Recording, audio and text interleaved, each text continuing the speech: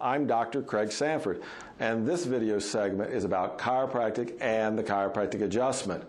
Chiropractic is a profession which mainly deals with disorders of the musculoskeletal system, neurological system, bones, and joints, commonly treating problems such as neck pain, headaches, low back pain, sciatica, and pain in the legs and arms.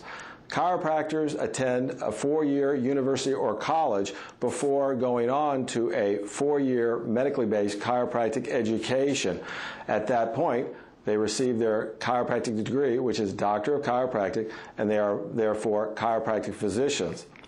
Chiropractic is a hands-on, drug-free profession which employs a full examination, which entails orthopedic, neurological, physical therapy, and chiropractic testing.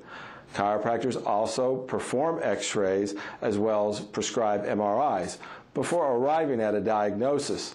Chiropractors treat patients with spinal manipulation or the adjustment, as well as physical therapy and rehabilitation.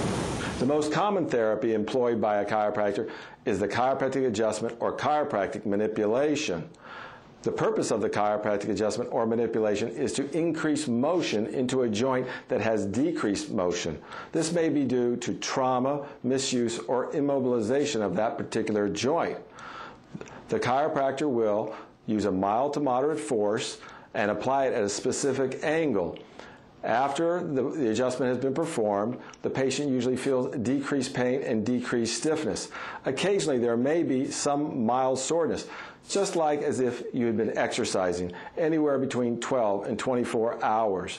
The chiropractor commonly works with other health professionals in order to co-manage the case in order to get the highest result for the patient. If you have any questions or you would like to make an appointment, please call the number you see on your screen, and thank you for watching.